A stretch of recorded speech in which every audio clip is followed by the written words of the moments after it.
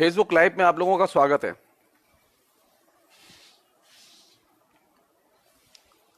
ये जो नया जो कोरोना के दौर में जो लोकल ग्लोबल जो आर्थिक युद्ध चल रहा है, जिसके कि हम सब लोग प्रत्यक्ष साक्षी हैं। हमने कभी सोचा नहीं था कि हम महामारी के साक्षी बनेंगे। हमने कभी यह भी नहीं सोचा था कि महामारी में इतनी बड़ी जो विश्वव्यापी दुर्घटना है उसे अपनी आंखों से देखेंगे।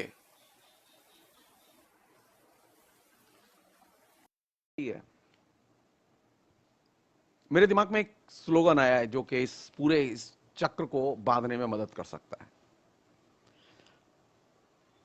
ये जो महामारी आई है, कोरोना की महामारी, इसका विश्वव्यापी एक लक्ष्य है। इसका सिर्फ लोकल लक्ष्य नहीं है, विश्वव्यापी लक्ष्य है। और विश्वव्यापी लक्ष्य क्या है उसको मैंने एक स्लोगन के तौर पर, वो बहुत ही मतलब खराब सा ही स्लोगन है, लेकिन फिर भी बनाया है। तो किसी तरह बांधना है उसे एक कॉन्सेप्ट में। कोरोना के दौर में जो विश्व स्तर पर आर्थिक जो प्रक्रिया चल रही है और वो प्रक्रिया नीचे तक आई है, उस प्रक्रिया का एक थीम है, वो ये है कि गरीबी फैलाओ और जनसंख्या घटाओ। और इस गरीबी फैलाओ जनसंख्या, ट्रंप से लेकर नरेंद्र मोदी तक सारे राष्ट्राध्यक्ष इस एक पॉलिसी में लगे हुए हैं।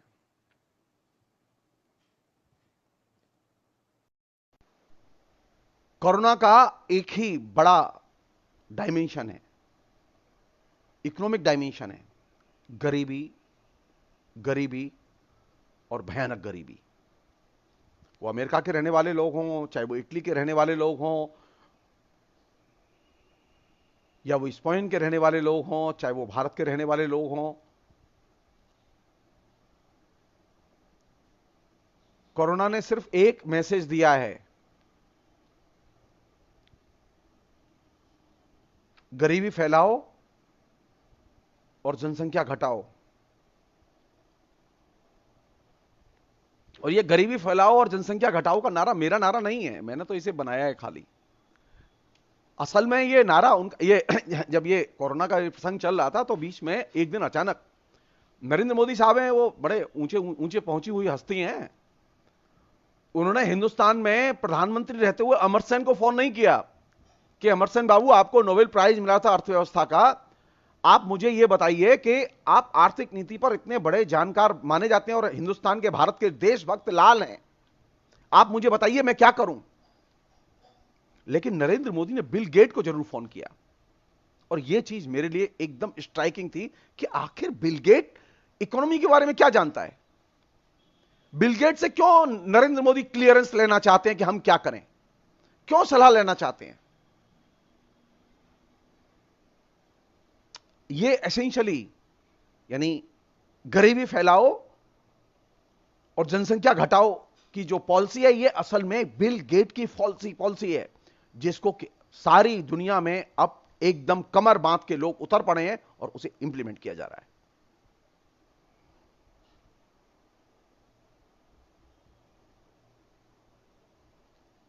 लगातार लगातार अमेरिका से लेकर यहां तक कई चीजें चल रही हैं और बहुत ही सुसंगत ढंग से, सुव्यवस्थित ढंग से चल रही हैं। अगर मैं एक शब्द में कहूं कि कोरोना को लेकर इकोनॉमी में जो कुछ घट रहा है अमेरिका से लेकर भारत तक, इसकी जानकारी अमेरिका के शासकों को भी थी पहले से कि क्या घटेगा, और इसकी जानकारी भारत के शासकों को भी थी कि क्या घटेगा।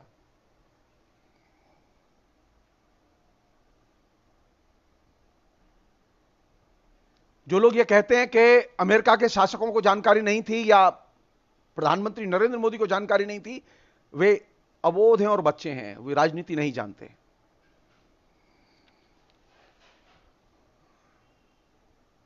कोरोना के आने के पहले कोरोना का पूरा ब्लूप्रिंट तैयार किया गया और बहुत ही सुसंगत ढंग से तैयार किया गया। आप इंटरनेट पर मेरे कहने से जाइए और आपको वो सारे डिटेल्स मिलेंगे। पहली चीज दो तीन जो इंफॉर्मेशन है उन लोगों को हम सामने रखे हैं। मैं अभी ये कोशिश करूंगा कि इस बीच में हम रोज कोरोना की इकोनॉमी को लेकर जो उसके डिफरेंट एस्पेक्ट हैं हम रोज बातचीत करेंगे। 5-6 दिन लगेंगे इसमें, मैंने देखा है उसमें बहुत इशू बहुत हैं। हम बातचीत करेंगे आपसे अलग अलग पहलू पर।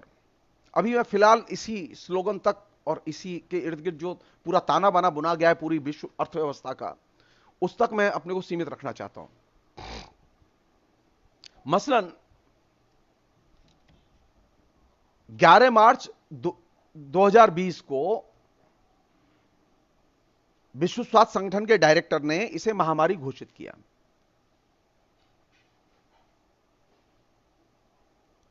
लेकिन इसको महामारी घोषित करने के पहले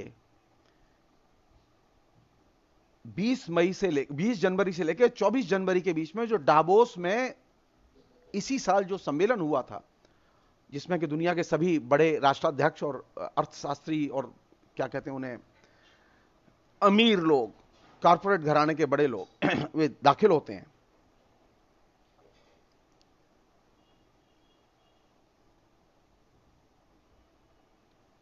तो ये जो पूरा का पूरा मॉडल है महामारी का,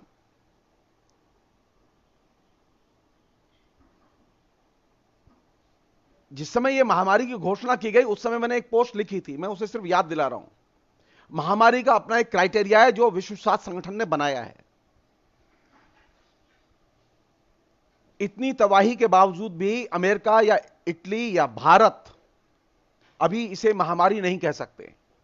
महामारी का एक क्राइटेरिया है, उस क्राइटेरिया के आधार पर महामारी को परिभाषित किया जाना चाहिए। लेकिन इस मामले में महामारी को परिभाषित करने में कुछ जल्दबाजी की गई कोरोना के बारे में।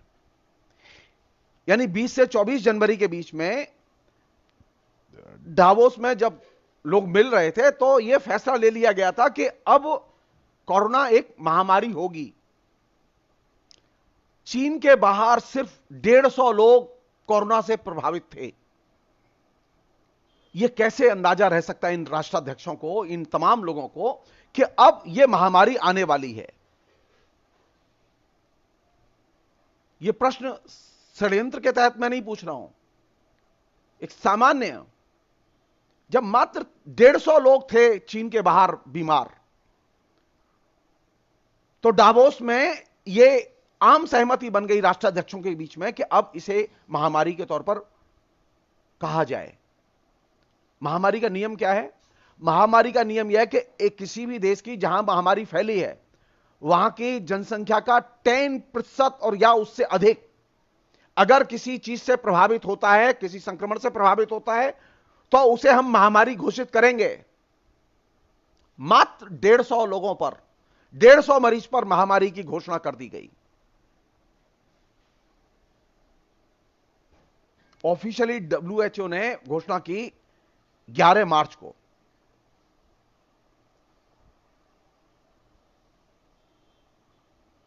भारत में भी ये 30 जनवरी के आसपास जानकारी आई कि कोरोना आ गया है, और विश्व स्वास्थ्य संगठन को भी पता चला कि कोरोना आ गया है।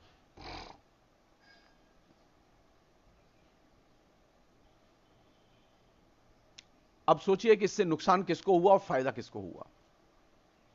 आप पिछले 4 महीने के डिटेल्स उठाइए। 4 महीने के अमेरिका से लेकर भारत तक उठाए गए राजनीतिक, आर्थिक, नीतिगत कदमों की आप समीक्षा कीजिए। सबसे ज्यादा जो वर्ग इसमें प्रभावित हुआ है वे कौन लोग हैं? असंगठित क्षेत्र के लोग प्रभावित हुए हैं। वो कॉन्ट्रैक्चुअल वर्कर, जो एक दैनंदिन मजदूरी में काम करने वाले लोग हैं, वे प्रभावित हुए हैं। और अमेरिका में स्थिति इतनी भयानक है कि अब वहां का जो कुल वर्क फोर्स है उसका तकरीबन 25% के करीब लोग बेरोजगार हो चुके हैं। और ये वे हैं जो कि ऑफिशियली जिन्होंने रोजगार दफ्तर में जाके अप्लाई किया है भत्ते के लिए। और हमारे यहां तो कोई व्यवस्था ही नहीं। हमारे यहां जो लोग नौकरी से मारे गए उनके आंकड़े ही नहीं है, क्योंकि हमने बहुत पहले यूपीए के टाइम में ही हमने बहुत पहले ही बेरोजगारी के आंकड़े दर्ज करने बंद कर दिए थे।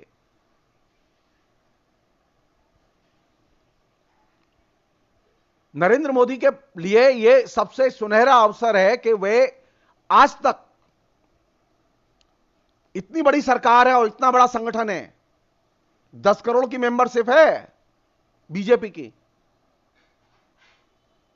30,000 लोग उनके दिन रात साइबर सेल के इंटरनेट पर लगे रहते, 30,000 लोग।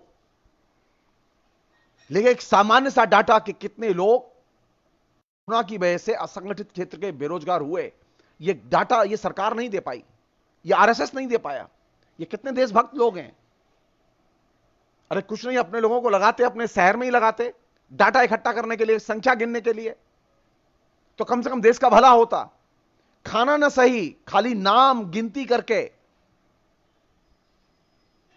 वोटर की गिनती कर सकते हो, झोपड़ी की गिनती कर सकते हो, झोपड़ी में कितने लोग रहते हैं, लेकिन कितने लोग बेरोजगार हुए इसकी गिनती अभी तक न तो यूपी सरकार ने बताई, न मध्य प्रदेश सरकार ने बताई, किसी भी सरकार ने यह घोषणा नहीं की कि कितने लोग असल में बेरोजगार हुए इससे। तो कोरोना की इकोनॉमी किसके लिए आई, कोरोना की तबाही किसके लिए आई? असंगठित क्षेत्र के मजदूरों के लिए सबसे बड़ी तबाही उसने पैदा की है।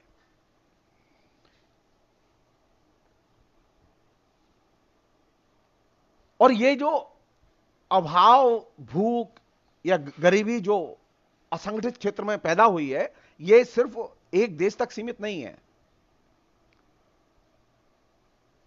ये बड़े स्तर पर, विश्व स्तर पर ये फैली हुई है ये। और इसका एक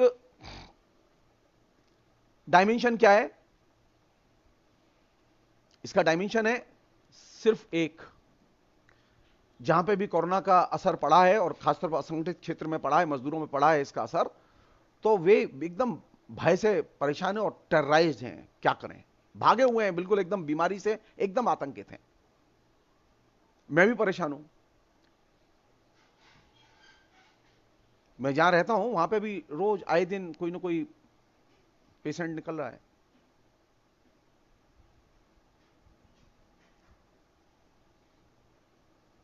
कोई भरोसा नहीं कब किसके साथ क्या हो जाए।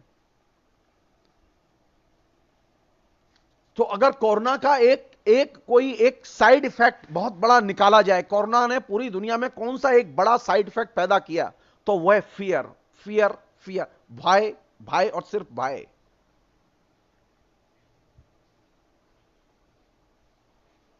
कोरोना से सब आतंकित हैं, वो चाहे अमेरिका में रहने वाले हों, चाहे वो इटली में रहने वाले हों, चाहे वो स्पेन में रहने वाले हों, चाहे वो चीन में रहने वाले हों, चाहे वो भारत में रहने वाले हों। और दूसरा साइड इफेक्ट उसका, जो कि इंपॉर्टेंट साइड इफेक्ट है, वो ये कि पश्चिम की जो अर्थव्यवस्था, जिसे हम लोग बहुत ही आदर के साथ देखते थे और कहते थे कि वे आदर्श हैं विकास के मामले में, पूरी की पूरी पश्चिमी अर्थव्यवस्था एकदम कोलैप्स कर चुकी है, ध्वस्त हो चुकी है। भारत की भी अर्थव्यवस्था भी ध्वस्त हो चुकी है। मोदी जी कितनी भी आशा की किरण दिखाएं, वो दिखती नहीं है अब।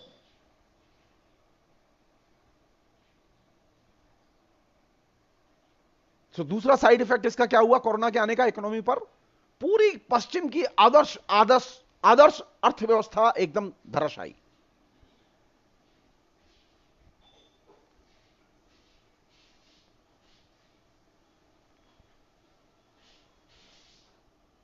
नौकरियां गई, और नौकरियों के अलावा जो चीज गई और जो संकट सामने है वो क्या है कि जिन लोगों ने कर्ज लिए थे, नौकरी पेशा लोग, जिन लोगों ने कर्ज लेके घर खरीदे थे, गाड़ी खरीदी थी, बच्चों के लिए एजुकेशन लोन लिए थे,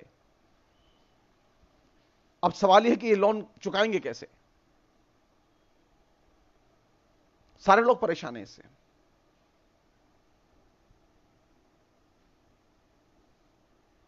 स्थिति यह है कि बैंक का कर्ज और मकान का भाड़ा, ये सामान्य सी चीजें भी लोग देने की स्थिति में नहीं है। यह चीज भारत के लिए भी सच है, यह चीज अमेरिका के लिए भी सच है।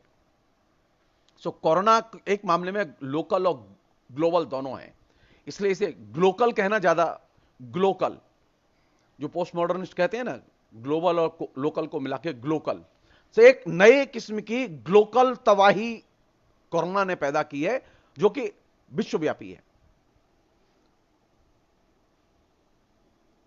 और जिस स्लोगन से हमने शुरुआत की थी, ये गरीबी फैलाओ और जनसंख्या घटाओ, इस अभीप्सित लक्ष्य को कोरोना के एक वायरस के संक्रमण ने एकदम साकार कर दिया है। ये Rockefeller Foundation, Ford Foundation, Bill Gate, Melinda Foundation, इन फाउंडेशंस के ये नीति का एक बहुत बड़ा हिस्सा है, जिसके तहत ये सारा प्रसंग चल रहा है। जो लोग कहते हैं कि ये सारा प्रसंग एकदम अचानक आ गया है, ये विपत्ति अचानक आ गई है, नहीं, ये विपत्ति अचानक नहीं आई है मेरे दोस्त। ये सुचिंतित, सुनियोजित और सुसंगठित विपत्ति है। आपको लग रहा है, और इसके साथ में एक चीज जुड़ी हुई है। क्या चीज का इंतजार कर रहे हैं हम कोरोना से बचने के लिए? टीके का। किसी तरह टीका आ जाए। जो कोरोना का जो ये गरीबी फैलाओ और जनसंख्या घटाओ का जो नारा है, उसका लक्ष्य क्या है? टीकाकरण। और ये टीका आपके लग के रहेगा। उन्होंने टारगेट किया है, बिल गेट ने टारगेट किया, इसीलिए बिल गेट से लोग सलाह लेते हैं कि क्या करें बताओ तुम हमें। नरेंद्र मोदी फोन करते हैं, क्या करें बताओ। नरेंद्र मोदी मनमोहन सिंह से सलाह करने नहीं गए कि क्या करें, देखिए बिल गेट से साथ सलाह करने गए वो क्या करें। क्योंकि सबके दिमाग में एक ही चीज बैठी हुई है कि टीकाकरण। और टीकाकरण का जो ब्लूप्रिंट, ये टीकाकरण सबके लिए कहा जा रहा है, बार बार आपको एक साइकोलॉजिकली तैयार किया जा रहा है कि आप तैयार रहिए, अगर आपको बचना है तो टीका लगाना बहुत जरूरी है।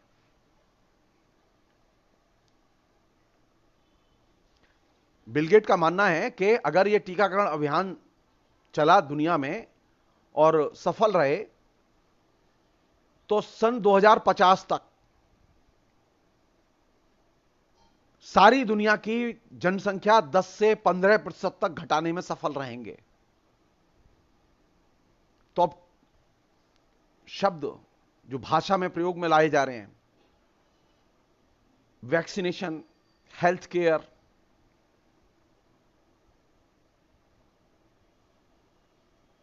इस प्रसंग में एक घटना का मैं जिक्र करना चाहूंगा। जो लोग समझदार लोग हैं वो इंटरनेट पर जाएं, एक इवेंट 201, इवेंट 201 मेरे कहने से ये टाइप करें जस्ट, और आप देखें कि इंटरनेट पर आपको क्या धड़ाधड़ सूचनाएं मिलती हैं कि ये जो टाइकून है, मल्टीनेशनल कंपनियों के जो मालिक है, बिल गेट एंड कंपनी, वो किस तरह की योजना में लगे हुए हैं और किस तरह की उन्होंने ब्लूप्रिंट तैयार किया है पूरी दुनिया के लिए।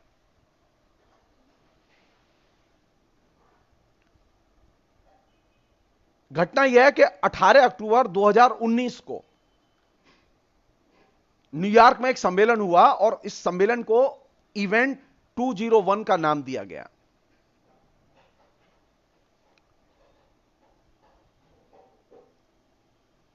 और इस 201 में के इवेंट में एक चीज पर खास इंफेसिस दिया गया कि अब दुनिया में जो कुछ बड़ा घटेगा, डेट ध्यान रखिएगा, कोरोना के आने के पहले ये तैयारियां चल रही हैं। यह सम्मेलन होता है 18 अक्टूबर 2019 को। दिसंबर के फर्स्ट वीक में वुहान में, चाइना में कोरोना के पेशेंट मिलते हैं। मार्च में विश्व स्वास्थ्य संगठन कोरोना को एक महाविपत्ति या महामारी के तौर पर रेखांकित करता है।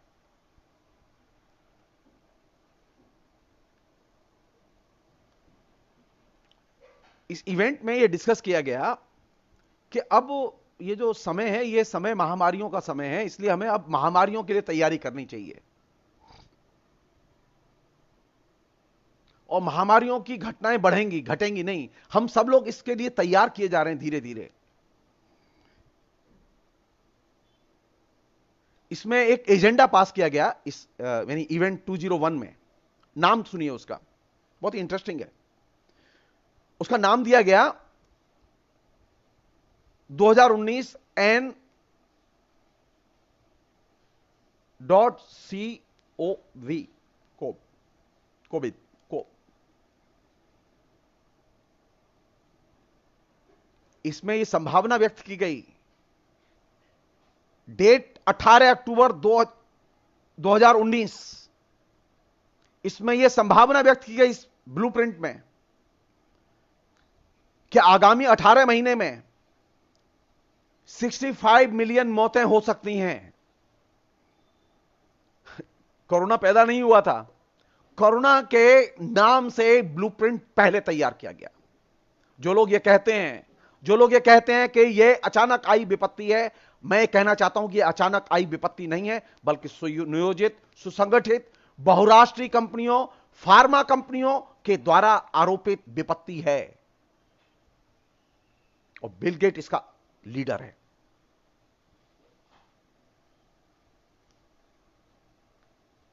कितने लोग मारे जाएंगे अक्टूबर में 2019 में कल्पना की जा रही है?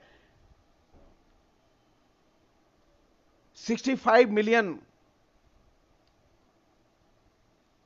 उसमें यह भी कहा गया कि विश्व का स्टॉक मार्केट तबाह हो सकता है, भयानक बेकारी आएगी और भयानक आर्थिक तबाही भी आएगी। यह ऐसी तबाही होगी जो हाल के वर्षों में कभी किसी ने देखी नहीं। मैंने एक बार यह बात कही थी अपने फेसबुक लाइव के संबोधन में कि ये ब्लूप्रिंट एक ही व्यक्ति के तैयार किए हुए दोनों।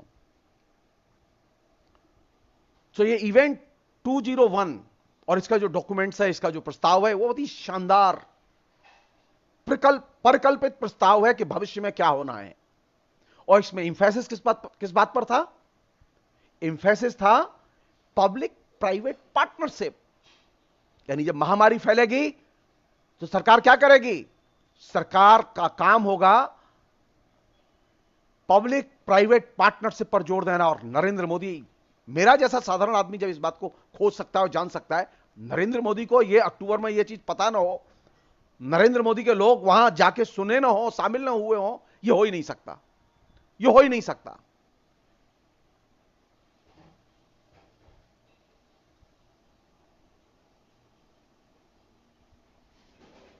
एक और चीज जो बहुत इंपॉर्टेंट है, सीक्वेंस में चीजें चल रही हैं, कई साल से तैयारी हो रही है, घटित अब हुआ है प्लान करके।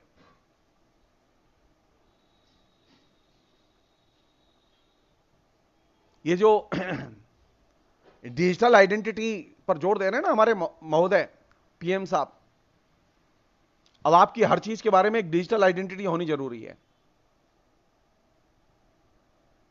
और डिजिटल आइडेंटिटी को ये एकदम अनिवार्य करने पर लगे हुए हैं, चाहे वो आयुष ऐप के जरिए हो, चाहे वो आधार कार्ड के जरिए हो, किसी के भी जरिए, डिजिटल आइडेंटिटी बहुत जरूरी है।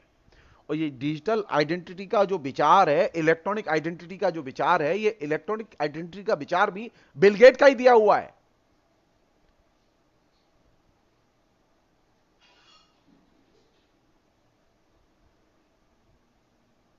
बिल गेट ने मई 2016 में सबसे पहले ये आइडिया फ्लोट किया था।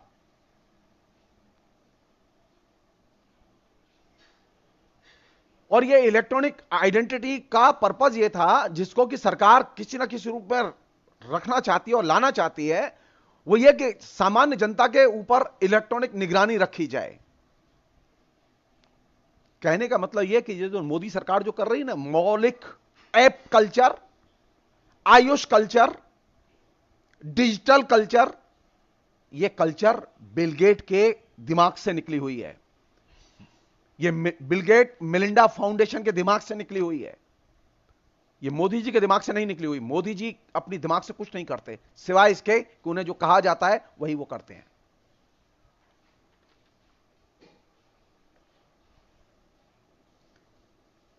अगर आप ये सोचिए कि एक लंबे समय तक लॉकडाउन हो, जैसा कि हुआ, अब 5वें नंबर का इंतजार है। 4 नंबर हो चुके हैं, 5वें नंबर का इंतजार है। और 5वें नंबर में जो लॉकडाउन होगा वो कहां ले जाएगा हम नहीं जानते। हम तो भाई सरकार जो कहेगी हम मानेंगे, हम तो घर से ही नहीं निकले, बैठे हुए हैं।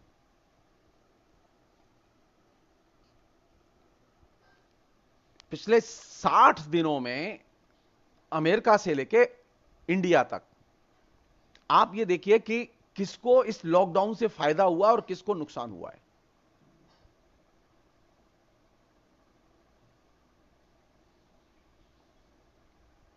साधारण जो आदमी है उसे तो नुकसान हुआ है, और जो खासतौर पर जो असंगठित क्षेत्र में काम करने वाले लोग हैं, डेली वेज वर्कर हैं, उनको सबसे ज्यादा नुकसान हुआ है।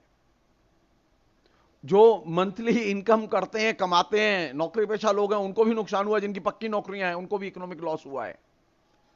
और सिर्फ एक ही किस्म के लोगों को फायदा हुआ है, वे हैं बड़े कारपोरेट घराने।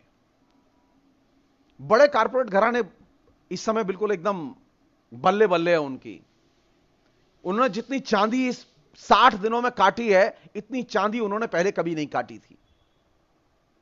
उनके लिए कुंभ का मेला है कि इसमें खूब दान दक्षिणा मिलेगी, खूब पुण्य मिलेगा।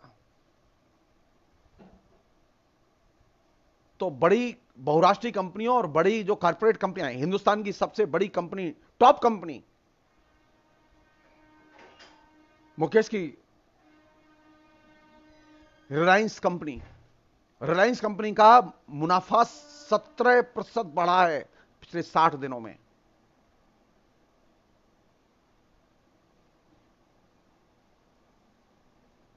तो जो एक साधारण नागरिक है उसके लिए लॉकडाउन का मतलब है मिजरी, तबाही, उसकी आर्थिक बर्बादी।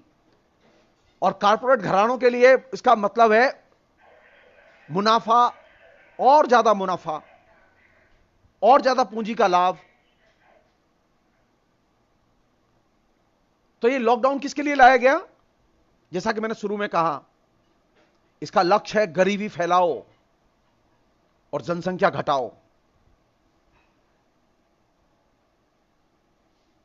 इसका लक्ष्य विकास नहीं है। और ये प्री प्लान जो प्रोजेक्ट थे उसके तहत ये सारी चीजें घट रही हैं। एकदम ब्लूप्रिंट पहले दिन से लेकर आखिरी दिन तक का तैयार किया गया। इसीलिए बिल गेट को नरेंद्र मोदी ने फोन किया था कि बॉस अब बताओ क्या करें।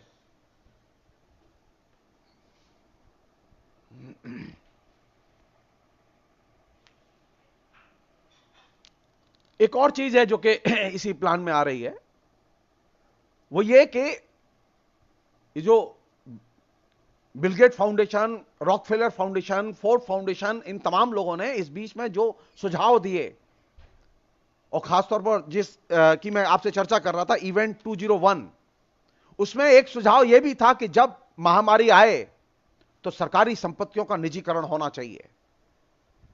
और हमारे प्रधानमंत्री ने बहुत ही ईमानदारी के साथ में अक्टूबर 2019 में लिए गए फोर्थ लॉकडाउन के दौरान जो 21 लाख करोड़ का पैकेज है, उसमें एकदम ईमानदारी से लागू किया और बिल गेट के लॉयल सोल्जर की तरह भूमिका अदा की।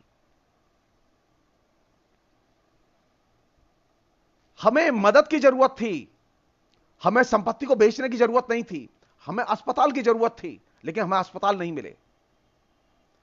हमें अस्पतालों में सुविधाएं नहीं मिली, हमें जांच के लिए लैब नहीं मिली, मजदूरों के लिए लौटने के लिए ट्रेन और बस नहीं मिली। मिजरी मिली, सिर्फ मिजरी मिली। क्योंकि जितनी गरीबी बढ़ेगी जनसंख्या उतनी घटेगी।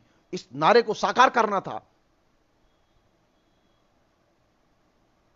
और उसका पैकेज था भय, भय और सिर्फ भय। जो इवेंट 201 उसमें ये इनबिल्ट है। तो आपने एक बहुत ही सुचिंतित ढंग से जो ब्लूप्रिंट पूरी दुनिया के लिए तैयार किया था कारपोरेट घरानों ने, उस कारपोरेट घरानों के तैयार किए गए ब्लूप्रिंट का आपने हिस्सा बनना जरूरी समझा। एक और चीज हुई है इस बीच में जो कि बहुत जरूरी है।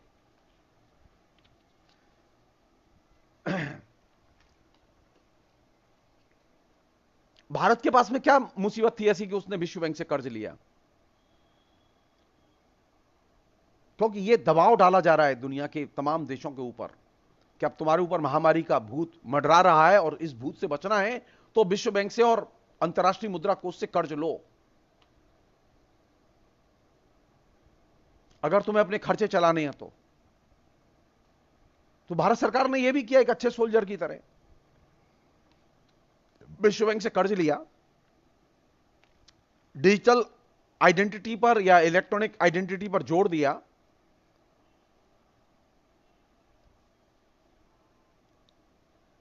लाखों छोटे उद्योग बंद हुए और 12 करोड़ से अधिक, ये 12 करोड़ का आंकड़ा तो इसलिए बार बार बोला जा रहा है क्योंकि सोनिया गांधी ने अपने एक लेटर में लिख दिया था। मेरा मानना यह है कि तकरीबन 60 करोड़ लोग इस पूरी महामारी से सीधे डायरेक्ट प्रभावित हुए हैं।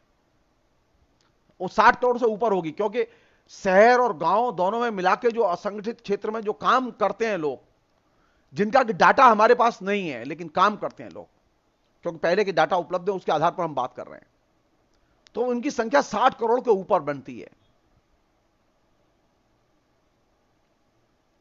तो इन 60 करोड़ लोगों के ऊपर तो एकदम डायरेक्ट सीधे असर पड़ा है इसका, उनकी पूरी इकोनॉमी कोलैप्स कर गई है।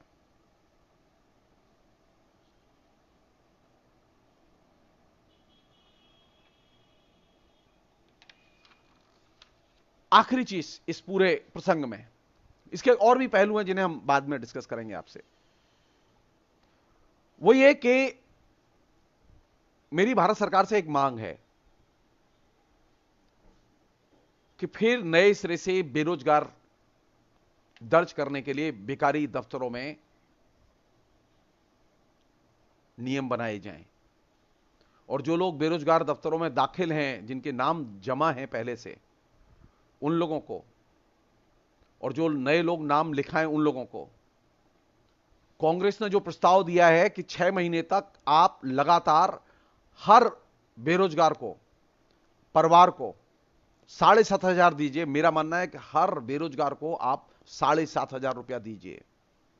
ये परिवार की समस्या नहीं है अब आपने तो एक ऐसा संकट बो दिया है प्रधानमंत्री जी कि अगर एक परिवार में, मैं एक पोस्ट पढ़ रहा था, मेरे भी दिमाग में ये चीज नहीं आई, वो चौंकाने वाली चीज थी कि आपके यहां तो टेस्ट ही, कोरोना का टेस्ट ही 4,500 का बनता है।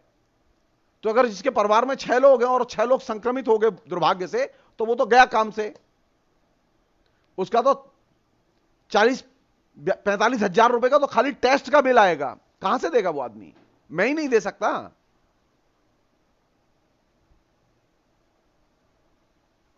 इस समय की सबसे बड़ी मांग यह है कि बेरोजगारों को बाकायदा दर्ज किया जाए कि हिंदुस्तान में बेकारों की संख्या, उनका आंकड़ा ऑफिशियली दर्ज किया जाए, घर घर जाके दर्ज किया जाए,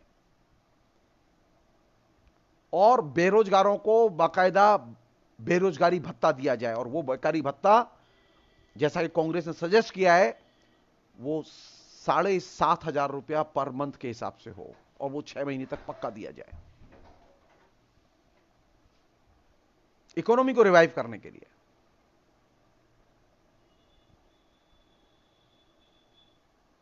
और दूसरी चीज कि ये जो वेतन कटौतियां हो रही हैं, ये जो पीएफ में कटौती हो रही है, ये जो महंगाई भत्ते में कटौती हो रही है, इन सब को रोका जाना चाहिए। ये समय कटौतियों का नहीं है, ये समय अधिक से अधिक देने का है, जिससे कि बाजार चंगा हो। कॉर्पोरेट घरानों ने इस विपत्ति के समय को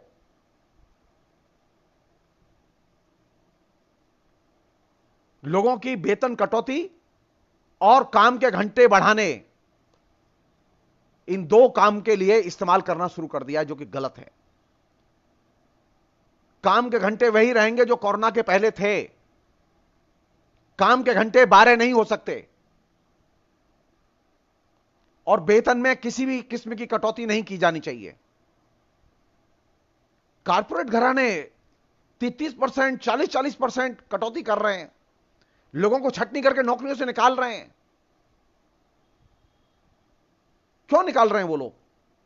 क्यों कटौती कर रहे हैं वो लोग? क्यों प्रधानमंत्री के मुंह में आवाज नहीं है? जानते हैं, वो जो इवेंट 201, उसमें एक सुझाव यह भी था कि जब ये महामारी आएगी तो तुम लोग क्या करोगे। तो उसमें यह था कि तुम लोग क्या करोगे, हम बताते हैं तुम लोग क्या करोगे। तो पहला काम ये करोगे कि बड़े पैमाने पर मजदूरों की छटनी करोगे, वेतन कटौती करोगे और काम के घंटे बढ़ाओगे। पर आप ईमानदारी से उसी दिशा में आगे जा रहे हैं।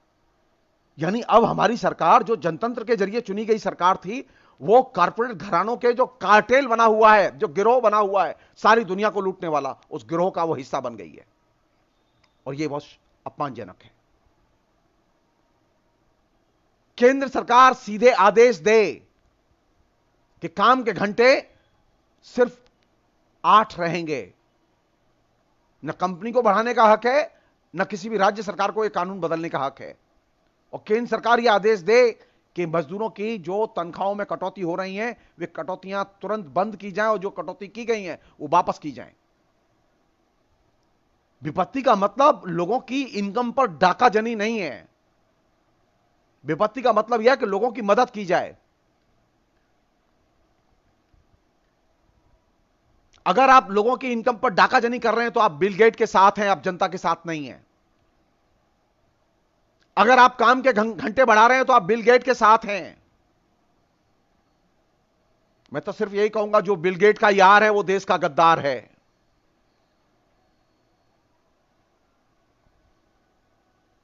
मुझे देश के साथ, देश की जनता के साथ मोहब्बत करने वाली सरकार मैंने चुनी थी। मैं उस सरकार को देखना चाहता हूं कि वो देश की जनता के साथ खड़ी रहे। वो बिल गेट के साथ न खड़ी हो, रॉकफेलर फाउंडेशन के साथ न खड़ी हो। और यह बड़ा खतरा है। ये कोरोना की जो ग्लोबल लोकल पॉलिटिक्स है, उसका यह बहुत महत्वपूर्ण डायमेंशन है, जो कि हमारे डिस्कोर्स से गायब है। मैं चाहता हूं कि मीडिया में ये डिस्कोर्स आए, इस पर चर्चा हो। हमारे दोस्त बहुत मेहनती लोग हैं, बहुत अच्छे लोग हैं, ऐसे लोग हैं जो इकोनॉमिक्स का बहुत बारीकी से अध्ययन किया है जिन लोगों ने। मैं कांग्रेस से भी कहूंगा ये बात कि कांग्रेस के लोग ऑफेंसिवली इस बिल गेट के मॉडल को, गरीबी फैलाओ, जनसंख्या घटाओ का जो मॉडल जो सारी दुनिया पर थोपा जा रहा है, जिसमें भारत भी शामिल हो गया है जाने अनजाने, इस मॉडल के खिलाफ में वो मुहिम तेज करे, बोले। और जब तक आप बोलेंगे नहीं, अब तय है दुनिया बदलेगी नहीं। बोलना तो होगा। दुनिया बदलने के लिए पहला कदम है, पहले बोलो, उससे पहले समझो, पढ़ो। ये जो चीजें घट रही हैं, ये नेचुरली नहीं घट रही हैं, ये सुनियोजित सुसंगठित तरीके से घट रही हैं।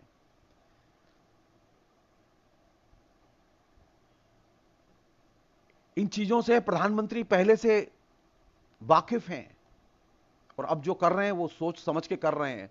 जो ग्लोबल एजेंडा पहले से डावोस में तय किया गया, इवेंट 201 में तय किया गया, प्रधानमंत्री इससे वाकिफ हैं, वो उससे साथ जुड़े हुए हैं।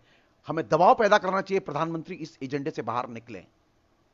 और यही हमारी सबसे बड़ी चुनौती भी है। अगर भारत को बचाना है तो बिल गेट का यार बनने से भारत को बचाना है। अब बिल गेट को भारत में जो है, जो हम लोग देखें तो हमें विरोध करना चाहिए। ये गलवैयां डाल के बिल गेट के साथ में खड़े होना बंद कर दें। इस मिजरी में सबसे ज्यादा बड़ा लूट का blueprint Bill Gates, Rockefeller foundation और दूसरी संस्थाओं ने मिलकर तैयार किया है। उसके खिलाफ जब तक आप अवेयरनेस नहीं पैदा करेंगे, हम लोगों ने हो क्या गया कि हमने बहुराष्ट्रीय कंपनियों के खिलाफ में बोलना और सोचना ही बंद कर दिया है। हमने ये मान लिया कि बहुराष्ट्रीय कंपनियां तो कुछ कर ही नहीं रही हैं। यह गलतफहमी है आपकी। बिल गेट के सामने मुकेश अंबानी की कोई औकात नहीं है, वो बिल्कुल एकदम चपरासी की तरह है उसके सामने। हिंदुस्तान के किसी अरबपति की कोई औकात नहीं है।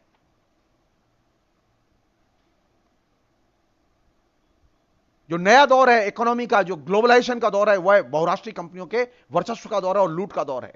और महामारी को वे एक अपनी बहुत बड़ी एक लूट की एक संभावना के तौर पर देख रहे हैं। इसमें सबसे बड़ी मिजरी, सबसे बड़ी दुर्घटनाएं, आर्थिक तबाही के साथ साथ शारीरिक तबाही गरीबों की हो रही है, पूरी दुनिया में हो रही है।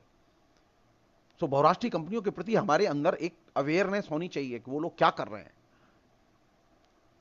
हमारे पूरे मीडिया के डिस्कोर्स से, सोशल मीडिया के डिस्कोर्स से बहुराष्ट्रीय कंपनियों के खिलाफ में लिखना, पढ़ना, बोलना सब गायब है। राजनीतिक दलों के बीच में से भी गायब है, जबकि एक्चुअल में खिलाड़ी वो ही हैं। नरेंद्र मोदी तो मोहरा है, वो खिलाड़ी वो हैं। सो कोरोना का जो ग्लोबल लोकल जिसे हम ग्लोकल इंपैक्ट है वो गरीबों के खिलाफ है और अमीरों के पक्ष में है। आम लोगों के बीच में इस चीज को लेकर अवेयरनेस पैदा करने की जरूरत है। ये इस सीरीज की पहली बातचीत है। इसके और दूसरे पहलू हम आने वाले दिनों में आपके सामने पेश करेंगे। बहुत बहुत शुक्रिया। Thank you.